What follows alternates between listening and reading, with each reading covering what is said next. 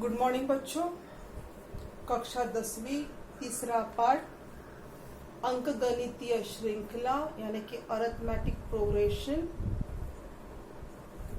हमने पिछले क्लास में देखा था कि अंक गणितीय श्रृंखला किसे कहते हैं और किस प्रकार से हम अंक गणितीय श्रृंखला में पहला पद दिया हो या सामान्य जो अंतर है डी दिया हो तो श्रृंखला किस प्रकार से लिखी जाती है वो हमने इसके पहले वाले क्लास में देखा था।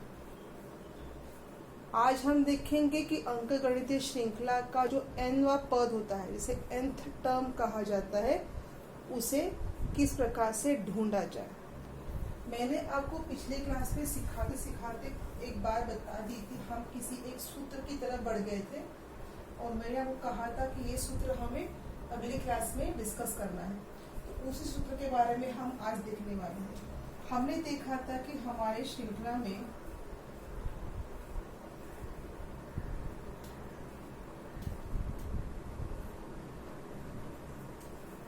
हर एक पद के बीच का जो अंतर है वो क्या है, समान है।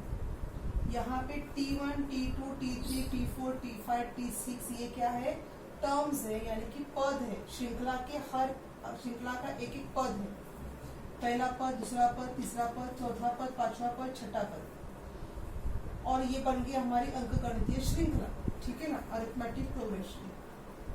इसे अरिथमेटिक प्रोग्रेशन क्यों कहेंगे, क्योंकि दोनों टर्म्स के बीच का जो अंतर है वो समान है, ऐसा हमने ग्रहित किया है, ऐसा हमने मान लिया। देखते हैं, अगर हम कहते हैं कि ये अरिथमेटिक प्रोग्रेशन है तो इन दोनों की हर दो टर्म्स के बीच का अंतर समान ही होना चाहिए।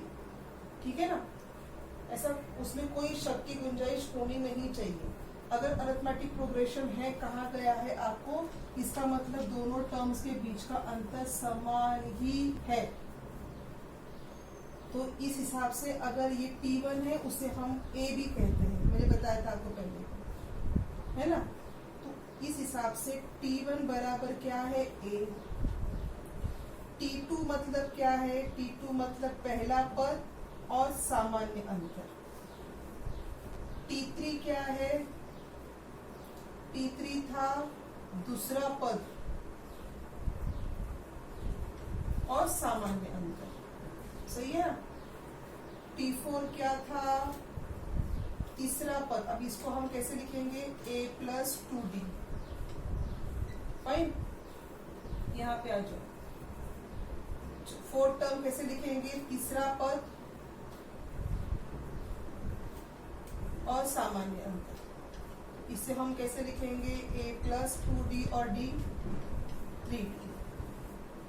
ध्यान से देखो, A+D, A+2D, A+3D, तो नेचुरली फिफ्थ टर्म क्या आएगा, ये सब नहीं लिखेंगे, डायरेक्ट लिखते। फिफ्थ टर्म क्या आएगा, A+4D। बात सही है। अब इसको आप वापस ध्यान से देखो,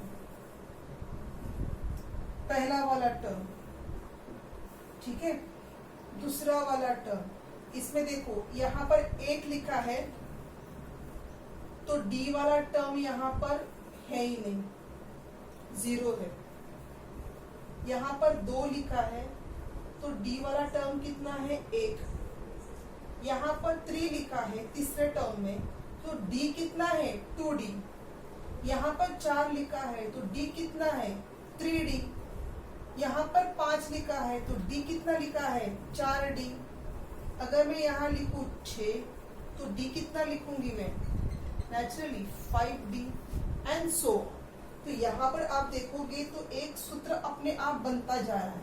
वो सूत्र क्या है, अगर मैंने लिखा T बराबर 10, चलो यहाँ से शुरुआत करें, T बराबर 10, T10 नॉट T बराबर 10, T10, T10 वाला पद ढूंढो तो मैं क्या लिखूं। अभी यहाँ पर देखो, यहाँ पर 6 है तो 1 कम हो गया 5D। यहाँ पर 5 है तो 1 कम हो गया 4D। यहाँ पर 4 है तो 1 कम हो गया 3D। यहाँ पर 10 है तो यहाँ पर हो गया 1 कम 9D। सही है। इसका मतलब मैं इसको क्या ऐसे लिखूं,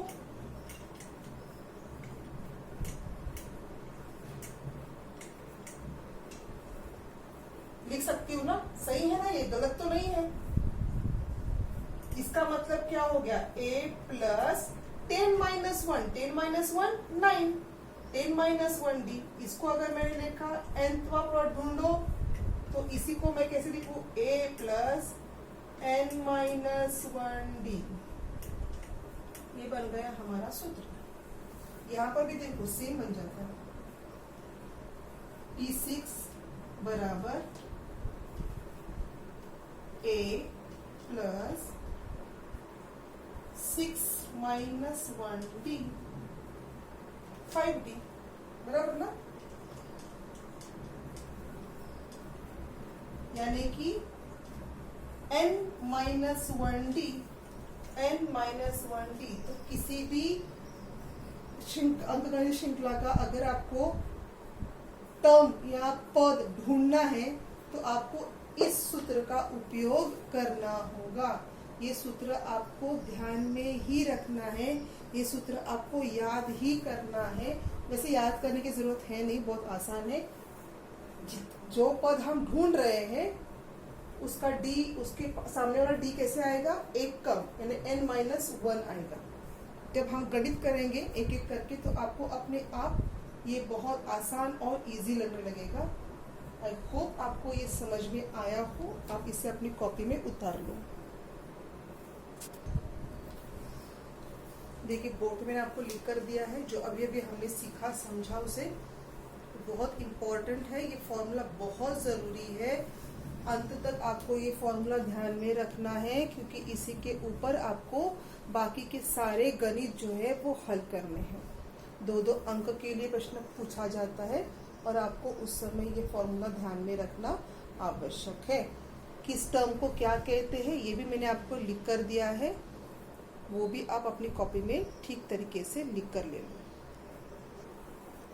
प्रश्न संग्रह 3.2 का हम तीसरा वाला गणित देखते हैं। यहाँ लिख कर दिया है आपको अंकगणितीय श्रृंखला, कि अरिथमेटिक प्रोग्रेशन कौन सा है आपका 12, 16। ये आपकी श्रृंखला दी गई है। श्रृंखला सही ढंग से लिखो, सही तरीके से लिखो। एक भी श्रृंखला का पद गलत लिखा तो पूर्ण श्रृंखला गलत हो सकती है। ये आपको एक श्रृंखला दी है और आपको कहा गया है कि उसका 24वां पद आपको ढूंढना है। इस श्रृंखला का 24वां पद ढूंढना है। अब देखो ध्यान दो, आपको यहाँ पर कंफ्यूजन किया गया है।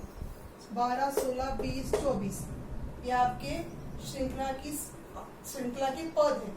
यहाँ लिख कर दिया है 24वां पद ढूंढो, मतलब ये नहीं है, ये जो 24 है ये 1, 2, 3, 4 चौथा पद है। चौथे पद पर 24 है, 24वां पद 24 नहीं है, ध्यान रखो। इसलिए यहाँ पर लिख कर लो। जैसे आपको इस प्रकार से प्रोग्रेशन दिया गया, अरिथमेटिक प्रोग्रेशन दे दिया गया, यहाँ तो तुरंत लिख लो पेंसिल से T1, T2, T3, T4। ये तब तक करते रहो जब तक आपको आदत न हो जाए, आपको प्रैक्टिस न हो जाए। ठीक है, तो ये कौन सा टर्म है, कौन सा पद है, चौथा पद है। 24वां पद नहीं है, वो तो बहुत आगे है, आपको ढूंढना है। समझा? तो अब आ जाओ, आपको क्या ढूंढना है एग्जैक्टली आपको ढूंढना है T24। T24 ढूंढना है आपको।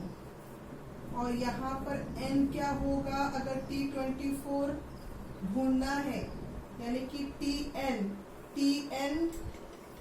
की जगह मैंने लिखा T24, तो T का T और n की जगह मैंने क्या लिखा है 24, तो n क्या होना चाहिए मेरा 24। समझा? बात समझ में आ रही है? अगर मैंने कहा आपको कि भाई आपको ढूंढना है 132वां पद, तो Tn बराबर 132, यानी कि n बराबर कितना हो गया 132। समझा ना? यहाँ पर n की संख्या देखो इधर लिखी हुई होती है, n बराबर कितना हो गया 132। कंफ्यूज मत करो। एन यह पद की संख्या है, का पद नहीं है। टी एन बराबर ये आपको ये एन बराबर 24 दिया हुआ है। अब इसमें T1 यानी कि ए क्या है 12। T1 यानी कि ए क्या है 12। सूत्र में आपको डी भी पूछा हुआ है। डी कैसे ज्ञात करोगे? दो पदों के बीच का अंतर यानी कि T2 माइनस T1 16 माइनस 12 कितने होते हैं 4। बराबर है? कंफ्यूज हो रहे हो क्या? वापस बताऊं क्या? एक मिनट।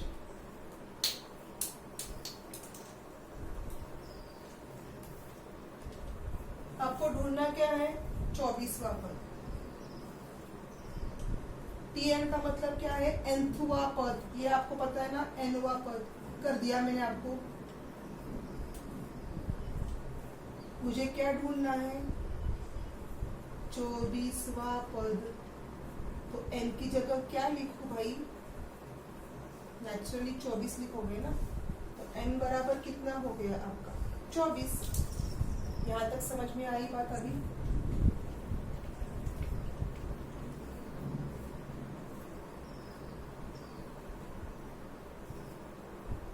ये आपको ढूंढना है।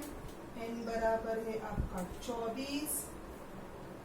a यानी कि T1 कितना है आपका 12। d ज्ञात करना है। d कैसे ज्ञात करते हैं? दो क्रमिक पदों के बीच का अंतर T2 माइनस T1। T2 कितना है 16, T1 कितना है 12। कितना आया डिफरेंस? 4। सूत्र क्या है? Tn बराबर a plus n minus 1 into D. यहाँ पर क्या लिखेंगे हम? बराबर टी का 24th टर्म। ए कितना है आपका 12, एन कितना है आपका 24 माइनस 1, डी कितना ज्ञात किया हमने 4।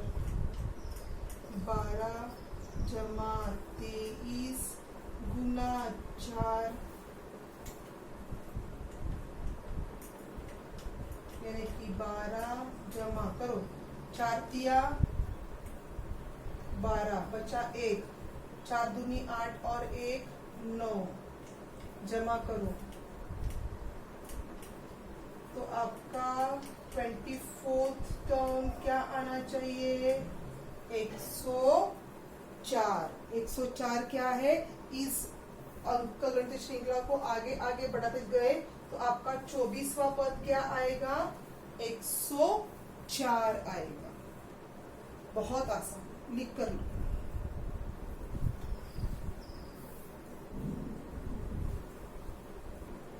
एक और एक गणित देखते हैं। यहाँ पर आपको श्रृंखला दी गई है 7, 13, 19 और 25 और आपको कहा गया है 19वां पद ढूंढो। ठीक है, मैं आपको क्या ढूंढना है? आपको T19 ढूंढना है।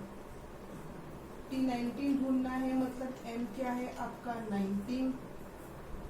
पहला पद कौन सा है श्रृंखला का? T1 यानी कि A क्या है श्रृंखला का 7। बराबर ना। उसके बाद D में दो पदों के बीच का अंतर कितना है? ये T1 है, ये T2 है। तो दो पदों के बीच का अंतर ज्ञात करो। T2 माइनस T1 यानी 13 माइनस 7 कितने होते हैं?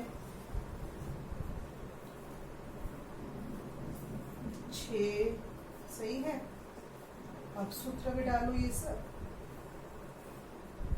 Tn बराबर a plus n minus 1d मतलब क्या आएगा? T19 a कितना है आपका 7, n कितना है 19 माइनस 1, d कितना है आपका 6। करो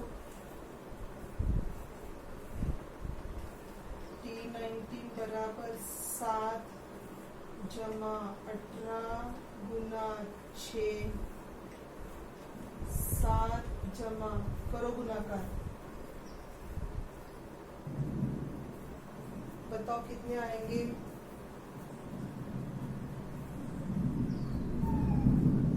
कितना आता है गुणाकार? 8 सब 48,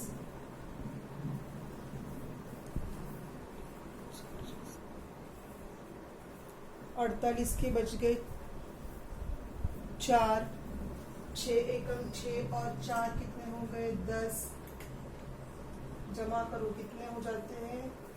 115, यानी कि 19वां पद 19वां पद कितना आया इस श्रृंखला का? 115। यहाँ पे आपको नीचे लिखना है, जगह नहीं है इसलिए मैं नहीं लिख पा रही हूँ कि अंक गणितीय श्रृंखला का या अरिथमेटिक प्रोग्रेशन का, इस अरिथमेटिक प्रोग्रेशन का 19वां पद क्या है? 115 है। ये आपको स्टेटमेंट लिखना है, ये स्टेटमेंट लिखना जरूरी होता है। फिलहाल आपको ये दो ही मैं या इसी पद्धति का मैं गणित बता रही हूँ, इसके अलावा और एक पद्धति का गणित है वो हम अगले क्लास में देखेंगे। फिलहाल आप प्रश्न संग्रह में से जो ये वाले गणित है ना, nthवां पद, 12वां पद, 13वां पद, ऐसे वाले गणित जो है उनको छाटो और लिखो, करो, प्रैक्टिस करो। बाकी के जो गणित है उनकी हम एक एक करके प्रैक्टिस करेंगे, एक एक करके उनको समझ लेंगे। एक साथ समझने जाएंगे तो आप कंफ्यूज हो सकते हैं। पहले आप इस टाइप वाले जो गणित है उनको प्रैक्टिस करो, उसके बाद हम दूसरे टाइप वाले गणित लेंगे। धन्यवाद।